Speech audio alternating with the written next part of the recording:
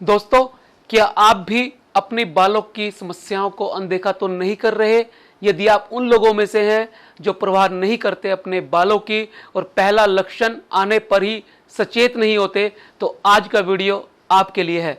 बने रहिए मेरे साथ इस वीडियो में।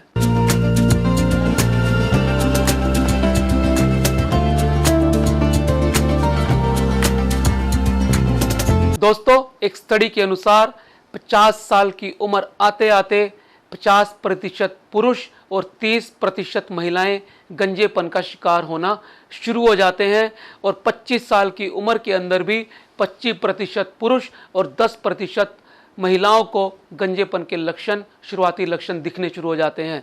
यदि आपको भी शुरुआती लक्षण दिख रहे हैं बाल्डनेस के, गंजेपन के या फिर सफ़ेद बाल होने के और या फिर बार बार डैंड्रफ होने के, तो आज हम जानेंगे कि पहले लक्षण कौन कौन से होते हैं, उनका ध्यान कैसे रखना है और यदि इन लक्षणों से हम सचेत नहीं होते तो हमें भविष्य में किस प्रकार की बालों की समस्याओं का सामना करना पड़ सकता है। तो चलिए जानते हैं बालों की समस्याओं के पहले लक्षण क्या होते हैं, उन्हें कैसे समझें और उनका ध्यान कैसे रखें। दोस्तों, यदि आपके परिवार के अंदर किसी को गंजापन है, यानी अनुवांशिक गंजापन है, यानी हेरिडिटरी में, जीन्स में, यानी वंश में किसी को बाल्डनेस है या गंजापन है, तो आपको होने की संभावना ज़्यादा होती है।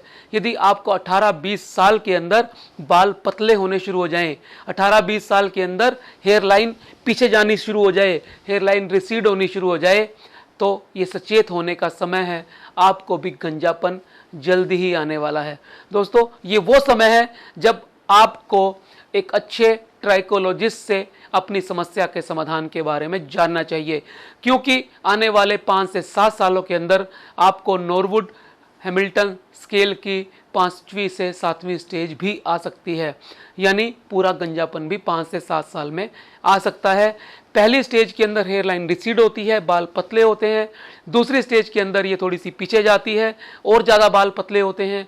तीसरी स्टेज के अंदर टेम्पल और ज़्यादा, फ्रंटो टेम्पल रीजन और पीछे जाता है। तीसरी स्टेज की एडवांस स्टेज में वर्टेक्स पे से गंजापन आना शुरू हो जाता है और चौथी स्टेज में फ्रंटो टेम्परल और वर्टेक्स थोड़े से मिल जाते हैं और 5वीं में ये बिल्कुल मिल जाते हैं और छठी स्टेज और 7वीं स्टेज के अंदर पूरी तरह से लगभग गंजापन आना शुरू हो जाता है। तो दोस्तों, यदि आप अपने गंजेपन के पहले लक्षणों पे और पहली स्टेज पर ही सचेत हो जाएंगे तो आप इसे आगे बढ़ने से रोक सकते हैं।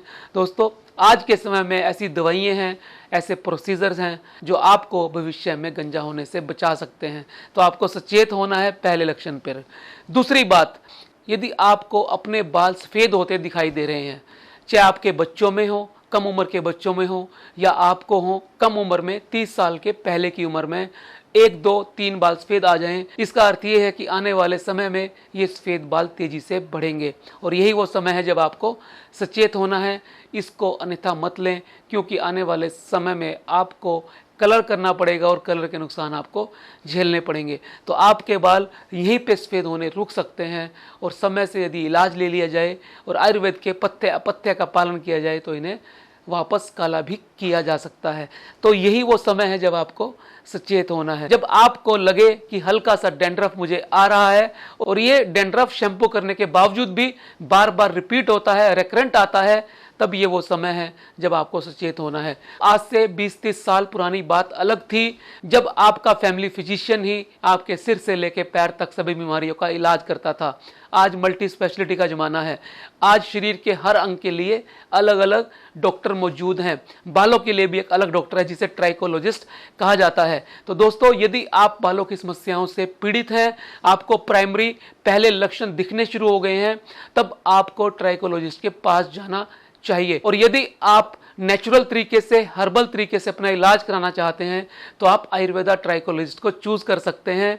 आयुर्वेदा ट्राइकोलॉजिस्ट वो डॉक्टर होते हैं जो आयुर्वेदा के खजाने से जड़ी बूटियों के द्वारा, आयुर्वेदिक औषधियों के द्वारा, पथ्य अपथ्य के द्वारा, आयुर्वेदा पंचकर्मा तकनीक के द्वारा, शमन शोधन के द्वारा आपका इलाज करते हैं।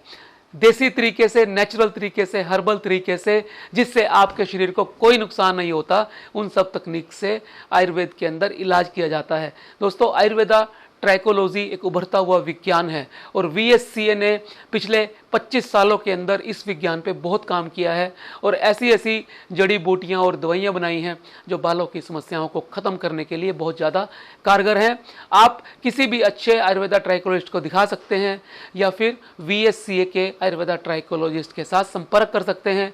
यदि आप दूर से हैं तो ऑनलाइन सेवाएं भी ले सकते हैं। तो दोस्तों, सचेत रहिए, पहले लक्षण के आते ही समझदार बनिए, अपने डॉक्टर से संपर्क करिए, सेल्फ मेडिकेशन मत करिए, इधर उधर से दवाइयाँ मंगवाकर ऑनलाइन देखकर ही अपना इलाज मत करिए। मैं उम्मीद करता हूँ आज का वीडियो आपके लिए महत्वपूर्ण साबित होगा। यदि आपको लगता है ये और लोगों के भी काम आ सकता है तो इसे शेयर करना ना भूलें। और यदि आप चैनल पर नए हैं तो चैनल को सब्सक्राइब कर लें नोटिफिकेशन बेल के साथ, ताकि कोई भी वीडियो आपसे मिस ना हो। मिलते हैं अगले वीडियो में फिर एक नए विषय के साथ। तब तक के लिए नमस्कार।